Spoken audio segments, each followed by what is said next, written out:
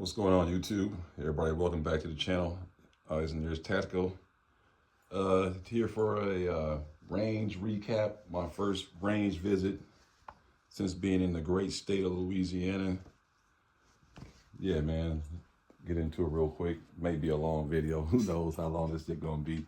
But yeah, man. YouTube. I'm in a safe control environment. All these weapons have been safety checked, clear. No one's around. No children. Controlled environment, clicked 18 over for content, so we all good to go. But yeah, man, shout out to NOLA Gospel Tracks, hooking me up with the range visit. Brought all kind of ammo. Dude's a really good guy. So yeah, appreciate you, NOLA Gospel Tracks. Also, shout out to D Eyes. I guess she's a content creator, YouTube. I turned on to her through Mark Fan and Trey 57 Productions. I guess she's been following my channel. I don't really, I'm not saying she doesn't, I'm not, DIs, if you're watching, I'm not saying you don't click in the comment box, but I don't remember seeing your name there. I didn't really know who you were until Mark Fan mentioned it. And I didn't even know how to spell your name, but I guess it's letter D, Eyes, E-Y-E-S. So everybody want to support that young lady and go over there and subscribe to her channel. She has some good content. I think she started a podcast. So I just saw that recently because Mark Fan told me about it. But yeah, man, shout out to you, young lady, D-Eyes, yeah. But man, let me get into this range recap, man. Yeah, man, first of all, the aesthetics of the range is not quite what I'm used to, but it's good enough, right? So it's good enough. You know, like I said, they don't allow 5.56, 223 shotguns and stuff like that. Kind of a disappointment, but yeah, he told me he knows some places that's, you know, within 30, 45 minutes, you know, strike that we can make that happen. But let's get into it, man. As y'all saw, man, he let me shoot a lot of his guns. Man, that dude got a badass collection. NOLA Gospel Tracks got a super dope collection. Shot the Uzi, Glock 45, HK, USP 45 ACP. Shot a CZ 9mm. Man, I'm sure I'm missing one, but yeah, he said he had a lot of cool weapons. That Uzi, that IWI Uzi 9mm, whoo, man, that's badass. And if you can get that suppressed, whoo, you in the game right there. Yeah, that's a pretty sick little firearm right there, man. I ain't never shot a Uzi, so that was awesome. I have shot a Tech 9 back in the day, but never shot a Uzi. And Tech 9s are just like trash, really, the jam machines, but if you can get a good one, they're good. But back in the day, they used to jam a lot, from what I recall. But yeah, man, let's get into it, man. So I brought a few of my fire. He bought a lot of his. I don't know how many he brought, like 10 or 12, maybe 10 or something like that. I brought like 5, I think, and maybe I bought more than that. I brought like 5 pistols and like two 22 long rifles. So I let him shoot my stuff, and then I shot his stuff. So let me tell you what he thought was impressive. He thought the M&P was this is a clear firearm, YouTube. There's no magazine in there. There's nothing in there. He thought this M&P 22 was a good shooting 22 LR. And he was just shocked how, like, these guns, the 22s that I bought didn't jam, you know, because everybody says 22 jams. But I think I myth bust. I think I myth bust that, because we ran some good ammo through here, CCI ammo through here, and not one hiccup, man, not one jam. He was really impressed with this sucker right here. And like I said, this is a very affordable firearm, sub 400 easy, maybe like a little bit over 430 with tax, but you can find these like anywhere, like pretty inexpensive. So he thought this was a pretty good one right here. He shot this one really well. He's actually zeroed in his optic for me, this Siley. So this one did good for sure. He thought that was pretty impressive. And this is coming from him. He was really impressed with that. He also was impressed with clear firearm, no magazine in there, nothing in the slide. He also was impressed with the GSG 1911 22 LR. He was really impressed with this too. He was shocked how flat it shot. Well, he wasn't shocked by that because it's a 1911 platform. But he was shocked again, no jams, no hiccups, no nothing on this. And like, again, we ran CCI on there. Matter of fact, heads up, I'm convinced on these stingers. These stingers, man, they run great. I mean, these things are super accurate, come out super hot.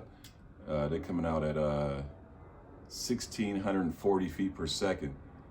and this is 32 grain.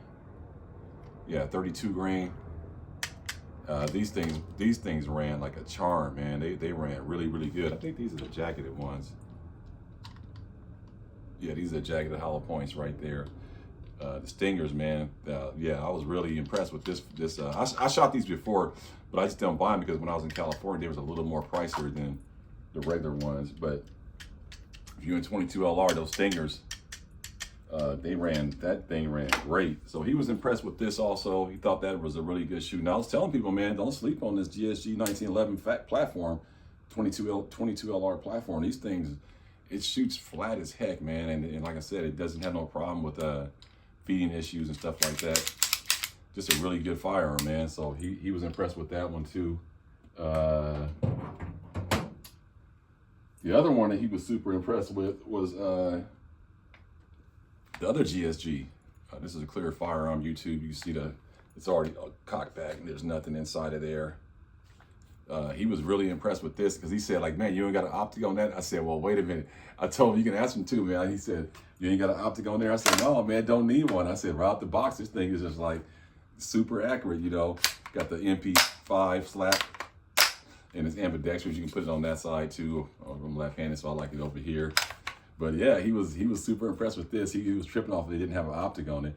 And so I told him before he shot, I said, well, man, shoot it first and then let me know and tell me, do you think it needs an optic? And then he shot it. He said, heck no, this thing don't need an optic. It was funny because he was like, God, Lee, he said, am I tripping? This thing is really accurate. You know, now it would be a little better with a riser, with an optic up here, so you didn't have to really drop your eyesight down way down there to get to that ghost ring to the front sight. It'd be nice to just have it right up there, but it's sight over bore, so you have to mess around with getting it all sighted in good. But he was really impressed with this thing. I was too, because I shot it too, and we shot it with Stingers and regular CCI, and it just ran, no hiccups, no jams. He's actually convinced that he's gonna buy one. That's crazy. I got people buying guns that they never thought they would buy.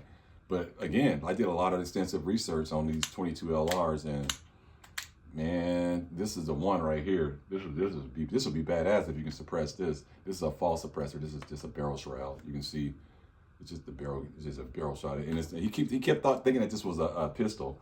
I'm like, no, this is a rifle. It's a 16-inch barrel, man. It's a rifle. He's like, man, okay, it looks like a pistol. I said, yeah, it does, but it's not. It's a rifle. That's why you can get it in California. You know what I'm saying? So, yeah, man, he was impressed with this too. It did really well, man. This is a really sweet firearm, man. But yeah, so that one he was impressed with. Let's see. Now, there was a couple hiccups on some things. I don't know if y'all saw the whole video, the whole range video. There was a couple hiccups on. It wasn't really nothing really to get all excited about and like, oh man, damn, be careful with that. No, it wasn't like that. It was just it was more comical to me than it was a big deal. So if you saw the one video when he was shooting his, I was shooting his HK VP 40 40 cal version of HK firearm with the comp on it, and it was shooting that the freaking comp flew off, but we found out. So on the bottom of that comp that comes on there, there's 2 screws. And I guess the day before when he was cleaning all his firearms, I did the same thing the day before. We said, man, we got to clean all our guns. He said, yeah. So he cleaned it. He took it off, but he didn't put the screws back in it. And so that's why the thing flew off. But it was no big deal. I mean, that gun, that's nice, man. I did notice, like being a Glock guy, the triggers on the HK and the CZ, they're different, man. You know, I'm not used to that. Now, the single action, the double action pulls very long. But man, that single action, that thing's like hair trigger. So I don't think I would like that as a carry firearm, a double action trigger. No, I'm good on that. So I'm completely convinced. I'm locked in with Glock triggers, because once I picked up one of his guns and shot it, it was a huge adjustment. And then when I got the Glock 45, I never shot that before. He has a badass Glock 45 with the black slide and a Ranger green bottom. Lower.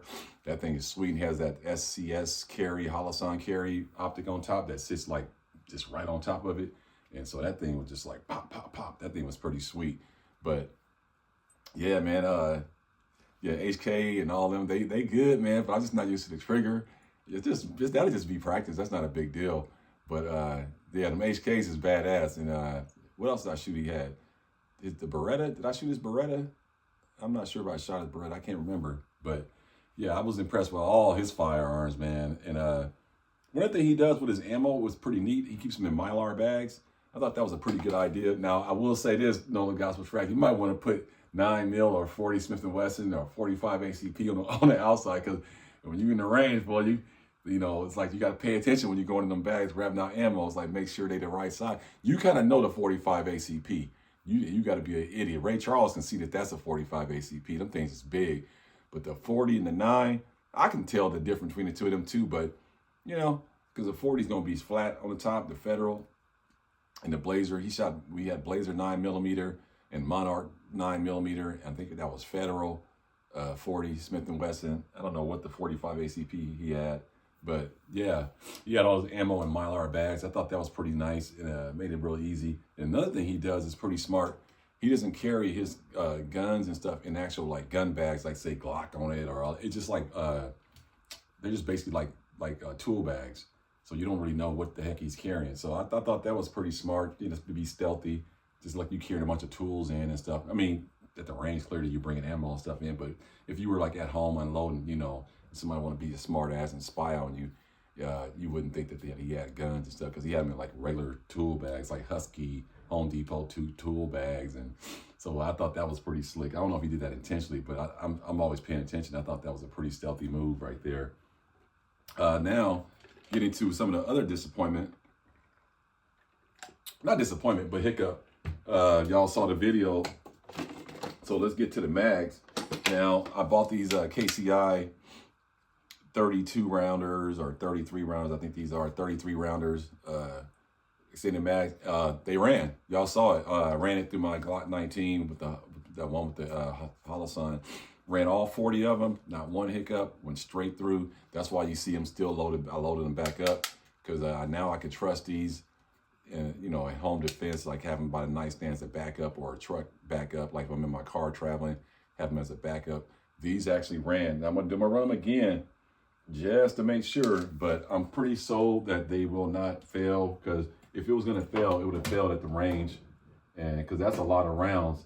That's 40 shots of opportunity to fail, and it didn't fail. So those they're gonna make the cut. Now the other KCI mag, the 41, I think this is a 40 round 40 caliber Smith & Wesson extended mag by KCI. This is complete trash. Yeah, this thing, y'all saw the video. It just jammed. I mean, it actually, that's not true.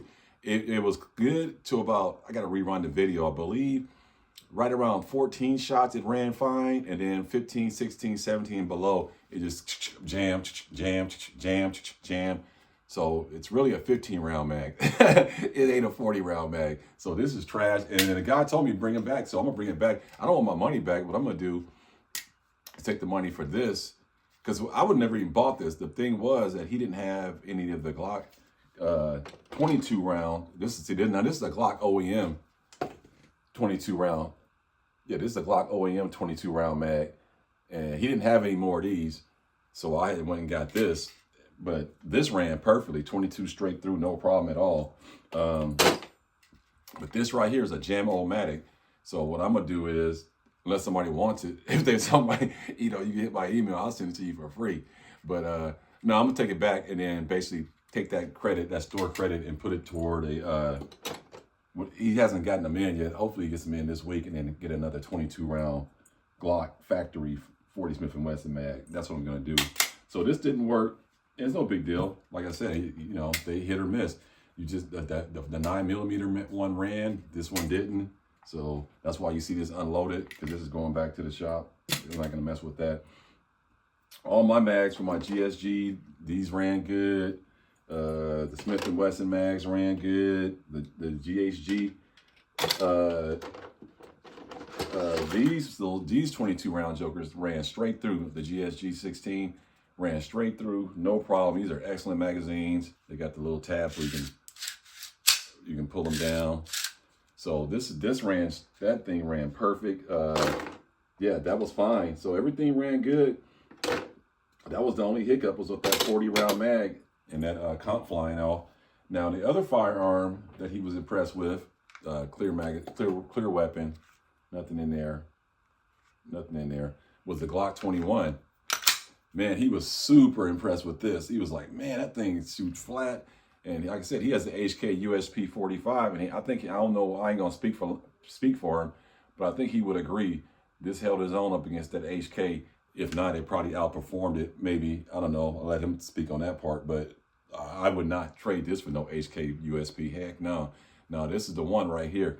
The shots were flat on target. He couldn't believe it, man. And he said he thought he liked the light on there.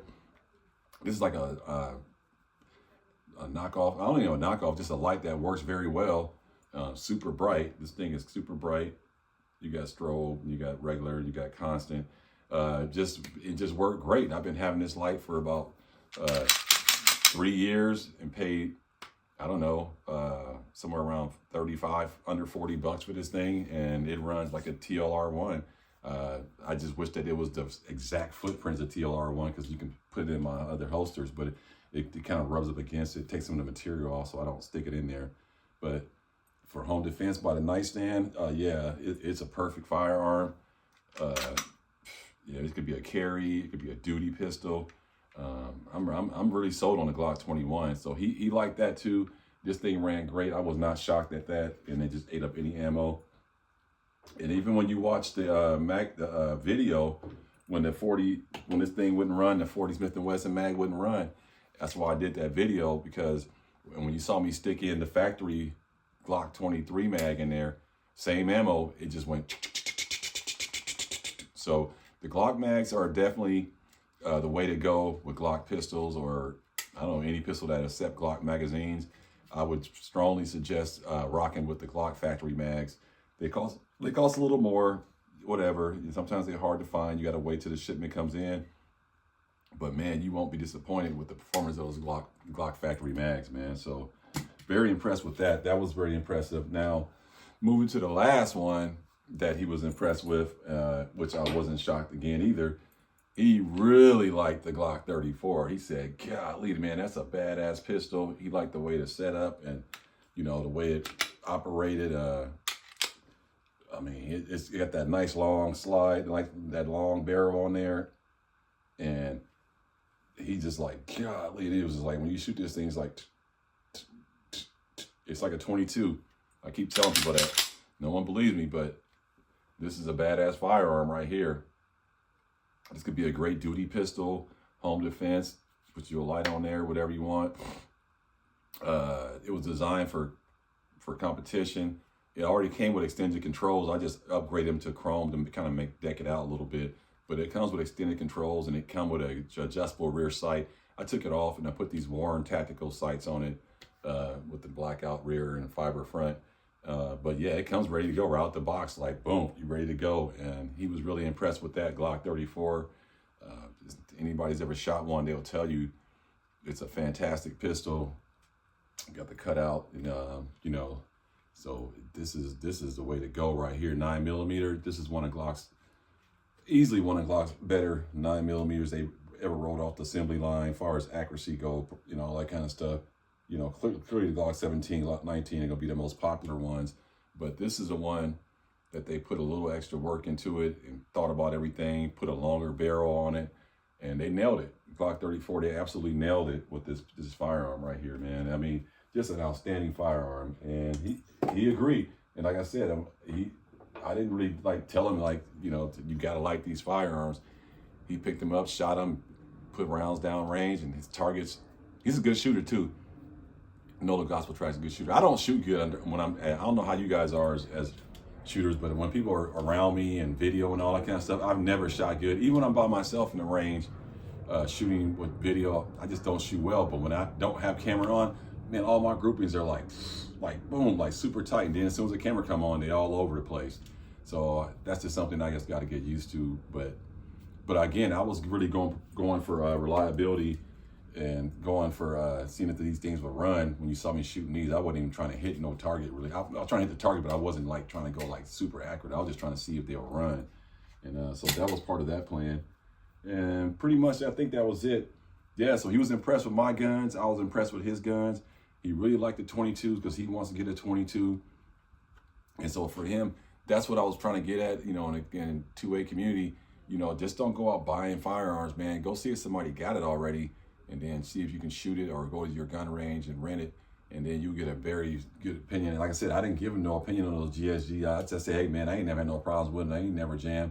And then sure enough, load them suckers up with some of those CCI. We didn't shoot stingers the whole time. I think this is a leftover one I had, but we shot one box of stingers, I think, and the rest was regular CCI, and just no jams, no hiccups, man. So can 22 LR be a viable home defense firearm, truck gun? It sure can, man. You just got to get the right one, work out the kinks with it, get the proper ammo, but more importantly, you got to keep them clean. I cleaned my 22 LRs the night before. Did that help the performance? Well, we never know, but it ain't gonna hurt it. So that's the only catch with 22 LR. You got to keep those jokers really clean and lubed up real good, man, so you can get maximum performance.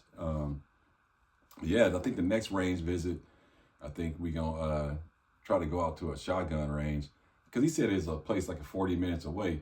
I'm like, dude, we can go 40 minutes. We can go an hour to Mississippi, because that one range I went to Mississippi, that shit was badass, outdoor shooting, everything.